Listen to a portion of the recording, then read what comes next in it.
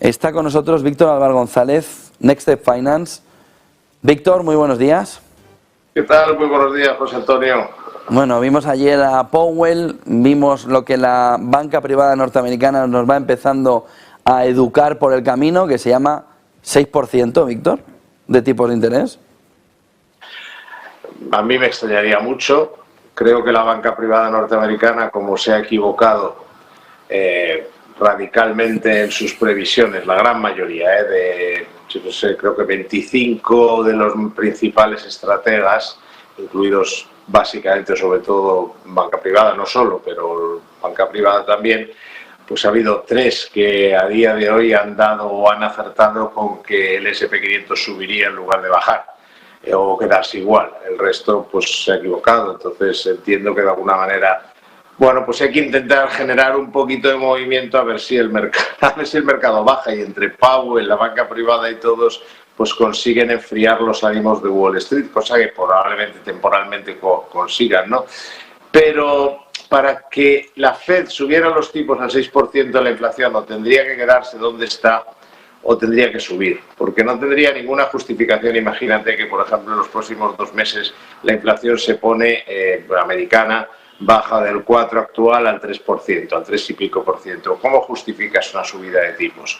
Entonces, yo creo lo que digo siempre, al final, aquí donde manda capitán no manda marinero, y en temas de tipos de interés, el capitán no es la Fed, el capitán es la inflación. No se puede seguir subiendo agresivamente los tipos de interés tras la mayor subida, la más agresiva desde los años 80, yo creo que la más agresiva, por lo menos en cuanto a pendiente de la historia, cuando la inflación sigue bajando. Si la inflación sigue bajando, Powell no va a tener ningún motivo para subir los tipos de interés al 6%, la banca privada volverá a equivocarse, y ese sería, digamos, el resumen. Por el contrario, si efectivamente la inflación subiera o dejara de bajar, otro gallo cantaría. Pero de momento, bueno, hay que fijarse sobre todo en los hechos, y los hechos son que la inflación baja, que el pipeline, que es muy importante, es decir, la inflación viene de algo.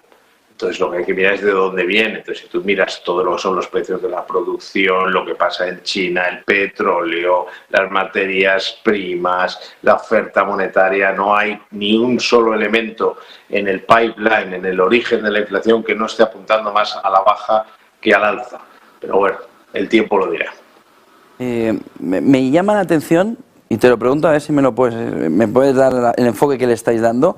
¿Cómo estáis entiendo que os estará sucediendo una gran cantidad de peticiones de que le digáis cómo lo veis la inteligencia artificial a vuestros clientes? Es decir, en un entorno como el actual, en el que gran parte de la subida es inteligencia artificial, S&P 500, en el que el Nasdaq dobla el S&P 500, en el que si cogemos el S&P 500 y le quitamos la parte de inteligencia artificial, se queda prácticamente en que no ha recuperado el terreno del año pasado, el inversor puede decir: oiga, es que aquí hay una tendencia, hay un hilo que tengo que estirar de él porque no voy a parar de sacarlo, ¿me meto en él o no? ¿Cómo lo ves, Víctor? Es decir, ¿es momento de, a pesar del entorno, coger posiciones en inteligencia artificial, a pesar no solo del entorno, sino de las valoraciones tan elevadas que ya tienen? ¿O es momento de, si no has entrado, te lo has perdido, espérate a que esto vuelva a tener un punto de entrada? ¿Cómo lo veis desde Next Step Finance, Víctor? Bueno, nuestros clientes están muy contentos, porque siempre, en función de cuál sea su perfil de inversión, no es que pensemos que sea el momento, es que el momento ya ha sido. Es decir, que a nuestros clientes ya les recomendamos, y hemos hablado aquí también de ello hace ya tiempo, que aprovecharan esta oportunidad. Como probablemente recuerdes, hablamos mucho aquí de que la inteligencia artificial era la versión 4.0 de la revolución digital. No sé si más fuerte que las anteriores, que serían Silicon Valley, Internet, el smartphone y ahora la inteligencia artificial. Probablemente algo menos, pero estamos hablando de una revolución industrial dentro de la revolución industrial, que es la revolución digital. Por lo tanto, esto no es algo que estemos diciendo ahora, esto es algo que llevamos tiempo diciendo y recomendando aprovecharlo, unas veces vía S&P 500 y otras veces vía Nasdaq. Cuidado, al S&P 500 no se le puede quitar afortunadamente la parte tecnológica. Es que este razonamiento es que no subiría si no subieran. No, es que nosotros donde recomendamos invertir desde hace tiempo es en el S&P 500 y el S&P 500 incluye un 50% de compañías tecnológicas aproximadamente y por supuesto todas las grandes tecnológicas. Es decir que nosotros no solo pensamos que la revolución digital es un factor de crecimiento para el mercado, sino que además llevamos mucho tiempo, bastante tiempo, poniéndolo en práctica. Pero no acaba ahí la cosa.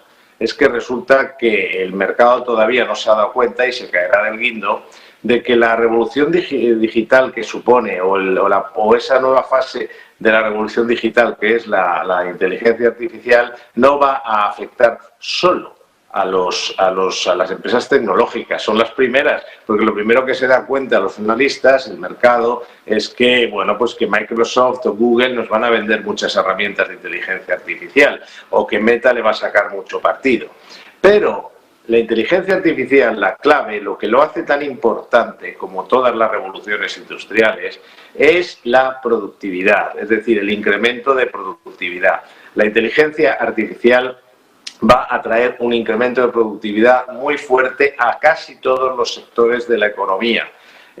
McKinsey ha hecho un estudio muy interesante al respecto donde habla entre 2,2 y 4,6 billones europeos, trillones norteamericanos de dólares en los que podrían incrementarse los ingresos de las empresas gracias a la productividad que aporta la inteligencia artificial. No hace falta ser un genio economista o empresarial para entender, viendo un chat GPT, entender hasta qué punto puede o a dónde puede llegar a aportar en mecanización de las empresas, en mejora de los procesos productivos, en los procesos de ventas, de marketing, de organización de almacenes. Es que casi no hay, análisis de radiografías. Es que casi no hay un sector en el cual ese salto cualitativo y cuantitativo que se está dando con la inteligencia artificial generativa, que es el paso que se ha dado, es decir, la que aprende sola,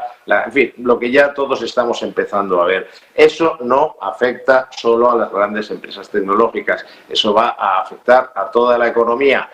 Como dicen los americanos, lean mis labios, no se va a limitar a un calentón de las empresas tecnológicas. Esto con el tiempo se irá notando en otros sectores. No tengo tiempo de explicarlo. Hoy lo vamos a explicar en una conferencia estrategia exclusiva para clientes premium de Nextstep, pero vamos a explicar cómo hay muchos sectores en los cuales ya se empieza a cifrar cuál puede ser esa mejora de ingresos. Por lo tanto, no es que lo recomendemos, es que llevamos tiempo recomendándolo y mantenemos la recomendación, y las correcciones, como las que pueda tener el mercado, son oportunidades de tomar posiciones en la parte evidente, que es la tecnológica, pero atentos, porque cuando los analistas se caigan del guindo empezarán a darse cuenta de hasta qué punto afecta a muchos otros sectores de la economía.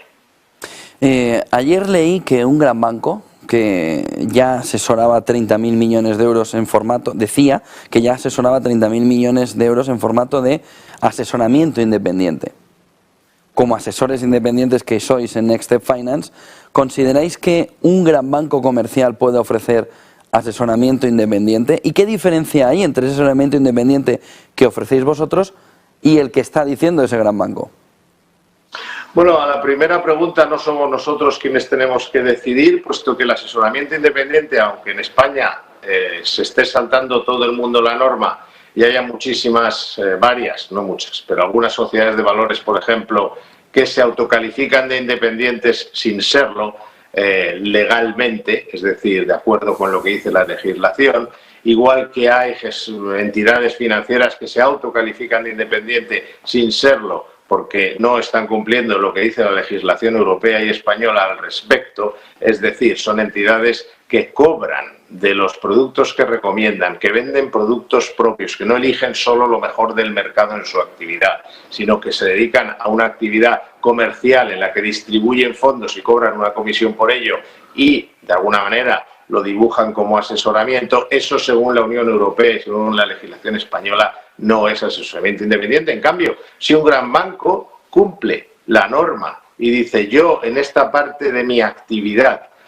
con los clientes, no voy a cobrar comisiones de los productos que recomiendo, no voy a fomentar la venta de mis propios productos y voy a cumplir con la ley en la materia de la ley que dice lo que es el asesoramiento independiente, no seré yo quien diga que no lo está haciendo. Está haciendo de acuerdo con lo que dice la ley y, por lo tanto, nada que comentar o nada que añadir al respecto. De hecho, me parece mucho más serio que un banco comercial grande, lo que sea, diga que es independiente en esa parte de su actividad cuando está cumpliendo la ley, que lo digan sociedades de valores o entidades de gestión o entidades financieras en general que no están cumpliendo con esa normativa y aún así se autocalifican de independientes. Dicho esto, es lógico que lo hagan. O sea, esto lo están haciendo entidades como esta y alguna más, y muchas entidades de banca privada están dando asesoramiento independiente a sus mejores clientes, a los patrimonios más altos. ¿Por qué? Es evidente, porque es mejor. Es decir, tú para tus clientes más importantes les ofreces lo mejor que tengas en la casa. Entonces, como concepto, y esto lo sabemos todos los que estamos en el sector, el asesoramiento libre de conflicto de interés, aquel en el que solo se trabaja para el cliente, en el que sí, es cierto, se le cobra una comisión por ese asesoramiento, pero a la vez se está ahorrando mucho dinero en comisiones porque el asesor, al no depender de las comisiones, trata de bajar esas comisiones, o al menos es lo que hacemos nosotros, pues lógicamente es el mejor servicio posible, y la banca privada y la banca comercial en su área de banca privada, etcétera, etcétera, da o trata de dar o quiere apuntarse a dar ese servicio a los grandes patrimonios que asesora. Pero lo que diferencia nuestro asesoramiento de esas entidades de banca privada que dan asesoramiento realmente independiente, que las hay y lo dan, es el importe. Esas entidades solo lo dan para grandes patrimonios. Nuestro servicio es accesible a cualquier tipo de patrimonio. En distintos tramos. Obviamente hay uno más caro para grandes patrimonios, hay uno un poco más barato para patrimonios medios y hay otro un poco más barato, muy accesible para patrimonios menores, patrimonios más bajos. Pero para todos los patrimonios, todo el que quiera tener un asesor independiente en España, a día de hoy lo puede tener en Nextre. Los que lo quieran tener en un banco comercial grande, como has mencionado, solo podrán tenerlo si tienen grandes fortunas. Pero nosotros tenemos muy claro el asesoramiento de calidad, que es el asesoramiento independiente, como demuestra el hecho de que sea el que las grandes entidades ofrecen solo a sus mejores clientes. Ese asesoramiento independiente ya no es solo para ricos, ese asesoramiento independiente es para cualquiera que nos esté viendo ahora mismo, al menos en esta casa. La diferencia con respecto a las entidades en nuestro caso, la normativa es la misma, en todos los casos es independiente. Nosotros, como digo, somos accesibles a cualquier patrimonio y además yo creo que tenemos unas condiciones económicas mucho mejores en lo que es, por ejemplo, la parte de gestión de carteras discrecionales y también en el propio asesoramiento. Es decir, somos muy competitivos también en el coste y añadiría, humildemente, que llevamos ya más de 20 años haciendo esto, mientras que muchas entidades que ahora se apuntan, porque, claro, ese es el buen asesoramiento, ese es el que, si me permiten la expresión, es el que mola, pues muchas entidades que se apuntan ahora no llevan tanto tiempo como nosotros trabajando con esa filosofía de independencia. Muchísimas gracias, Víctor Álvaro González, Nextre Finance. Buen día y buen negocio, Víctor. Igualmente. 9:56 de la mañana, pequeña pausa y seguimos.